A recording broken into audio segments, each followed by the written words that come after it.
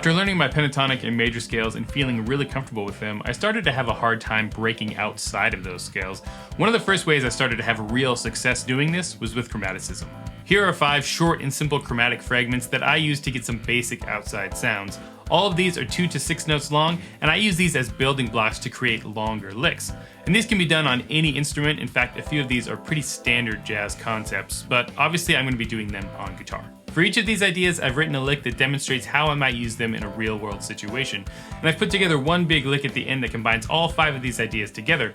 The licks here are all in A minor and mostly 16th note based, and these ones are in a jazz fusion vein, but I use this type of chromaticism in all different kinds of music. I have a PDF available of all 6 of these licks. I'll be sending that out as part of the weekly Prog School mailing list, and you can sign up for that by following the link below.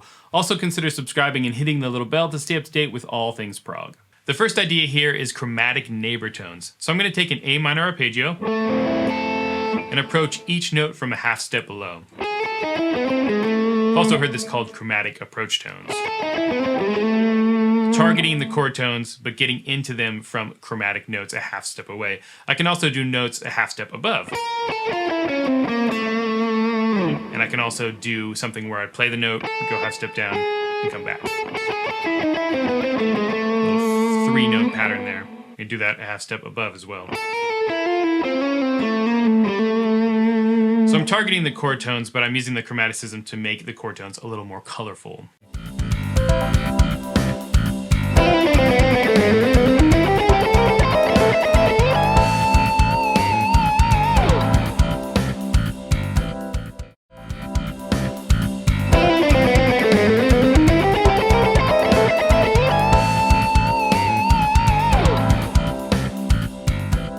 This first lick uses mostly chromatic neighbor tones, and it starts like this.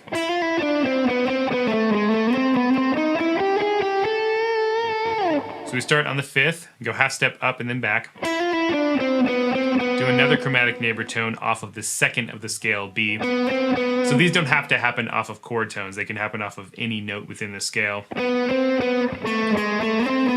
That's both off the root note and then off the 3rd, going down a half step and coming back up. I approach the 5th from a half step below. Then here I have the 7th of the scale, G. I go half step up and back down.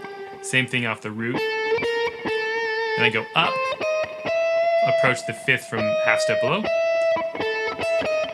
Then another one of these little patterns.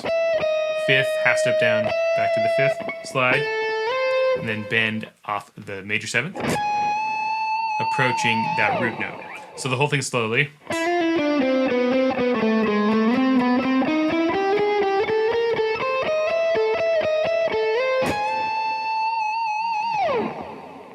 The second idea is to do a chromatic enclosure. So I'm going to target this note A on the top string. I'm going to play a half step above, a half step below, and then play the note. I can also do the reverse. So I'm enclosing this note with chromaticism on both sides. And I can do a longer version of this too. So I play a half step above, then 2 notes below into the root. And the opposite of that.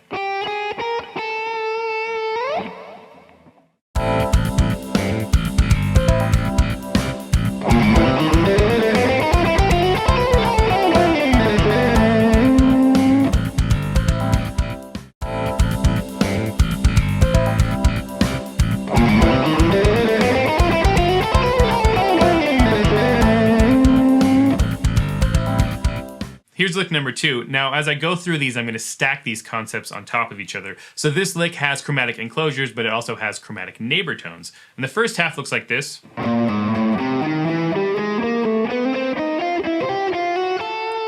So we start by enclosing the root note on the low E string. And I'm hitting that root note on the beat, so these are pickups into it. And we have a chromatic neighbor tone. Then another enclosure, a longer enclosure of this root note. Then we have chromatic neighbor tone, another enclosure, or actually 2 enclosures. So I'm enclosing the 5th and then also the major 6th. The second half of the lick looks like this.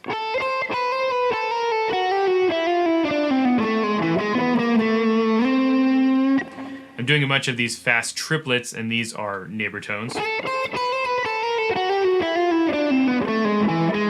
at the end, I do another enclosure of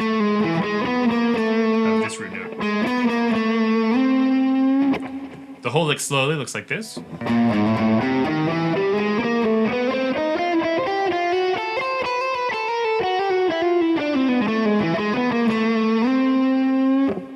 The third idea are these 4-note chromatic fragments on one string. That's the first one I have. It goes ring finger, pinky, middle, index, or 3, 4, 2, 1. Now, I'll use these as warm-up exercises like that, but in the middle of a line they can sound really nice. And the other fragment I'll use is 2, 1, 3, 4. Now, there are other 4-note combinations as well. Some of these we already covered in the enclosures. But these two I really like in particular. And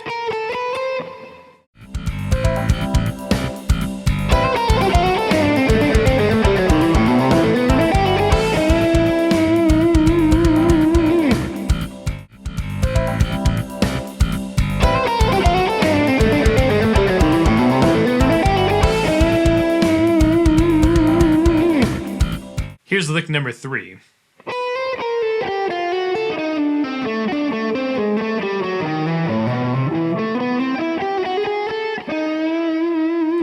So we start with one of these 4-note fragments, then a chromatic enclosure, then some blues scale, another one of these fragments, chromatic neighboring tone, then an A minor 9 arpeggio, and finish off with one more of these little 4-note fragments. Here's the whole thing slowly.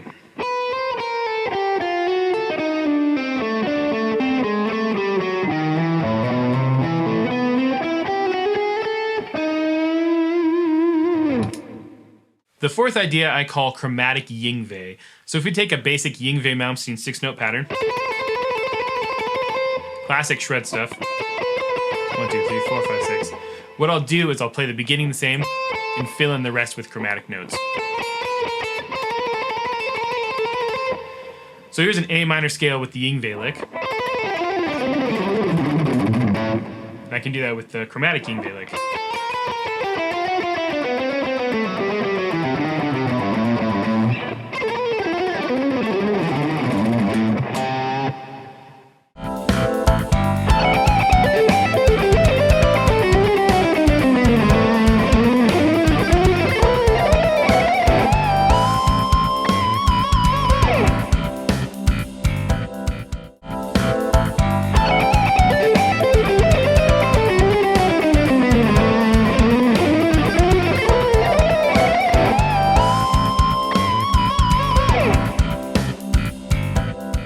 Lick number 4 starts like this. We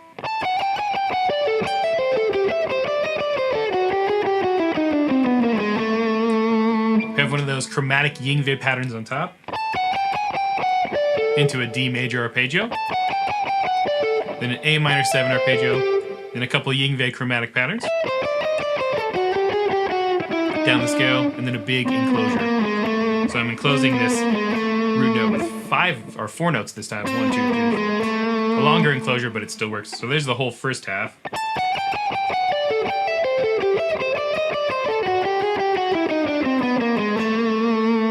The second half of this lick is a bunch of these fast 16th note triplet Yingwei patterns, but done with chromaticism.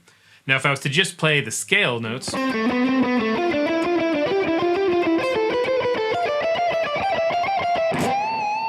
it's basically what I'm doing. I'm just taking the framework of the scale and adding the chromatic notes into it.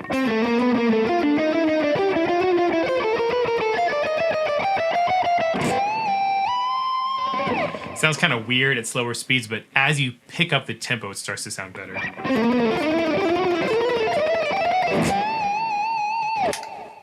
The fifth and final chromatic idea in this video is Pat Metheny style thirds. So I'm going to take a minor third and move it down chromatically.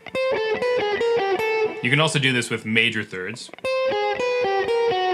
You can also ascend. Though more often than not, Pat Metheny will descend instead of ascending.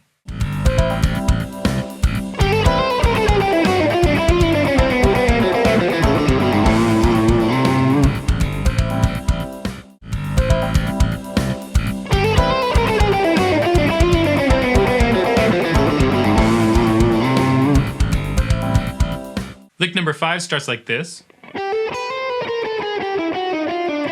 Start with some scale tones, straight chromatic notes into chromatic thirds.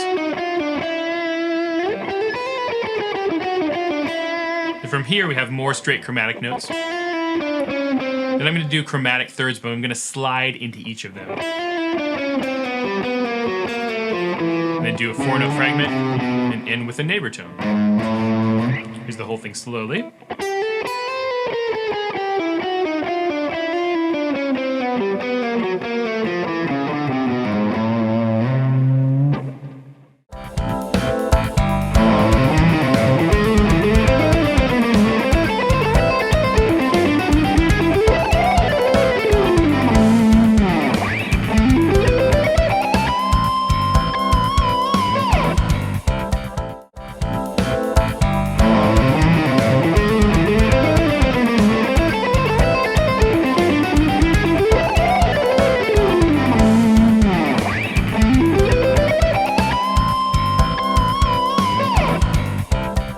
Lick number 6 combines all 5 of these ideas together into one big monster lick. The first half looks like this.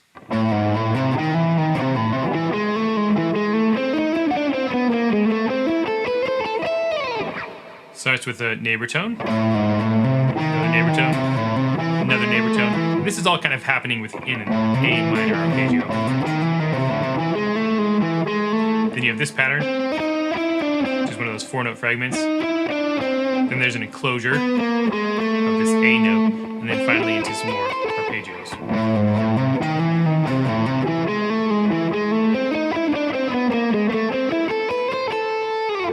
The second half starts like this.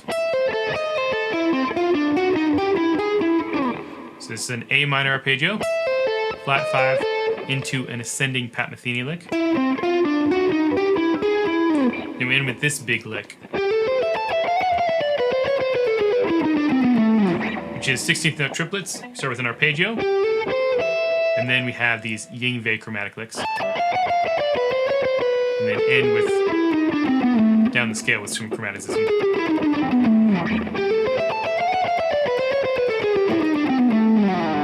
The whole second part.